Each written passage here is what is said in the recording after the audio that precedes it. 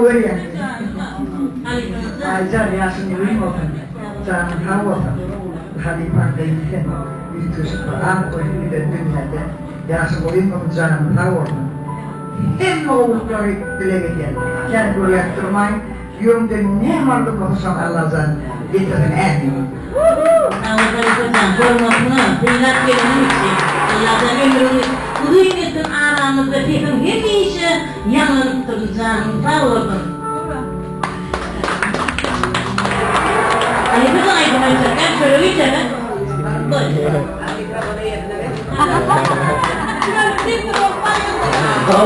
Öldük durumlar yani.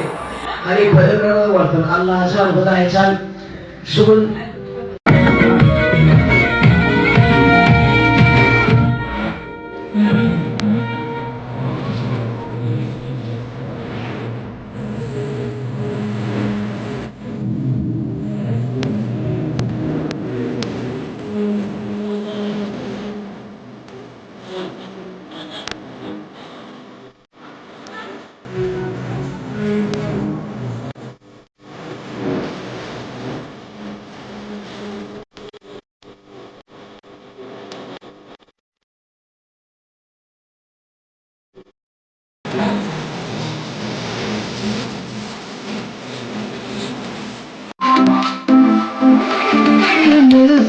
Birin adamlar deyip dağlara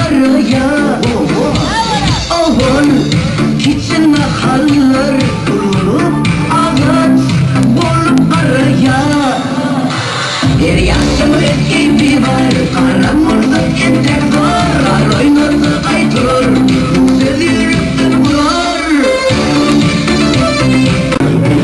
Muhtemelen bir çekemeyen önüne şokta Yeni konuları bile alıklıkta Gelmektir yoluma ne diyarmektir yoluma Koynum düştüm koruma ne koynum düştüm koruma Devamı boşuna Devamı boşuna